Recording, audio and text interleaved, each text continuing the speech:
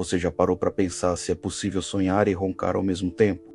Pois é, por mais incrível que pareça, isso é impossível. E a explicação é fascinante. Durante o sono, nosso corpo passa por diferentes estágios, e um deles é o famoso sono REM, menos aquele momento mágico em que os sonhos acontecem. Nessa fase, algo muito interessante ocorre. Enquanto nosso cérebro está superativo criando aquelas histórias malucas, nosso corpo fica praticamente paralisado. E sabe por que isso acontece? É uma proteção natural.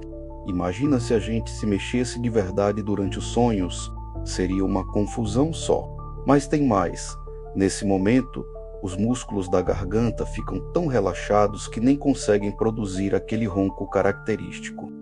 Então, se alguém te disser que estava sonhando e roncando ao mesmo tempo, pode ter certeza, ou foi um lapso de memória, ou essa pessoa está confundindo as coisas. Ficou impressionado com essa curiosidade? Tem muito mais de onde essa veio. Ativa o sininho, se inscreve no canal e vem descobrir mais segredos incríveis como esse.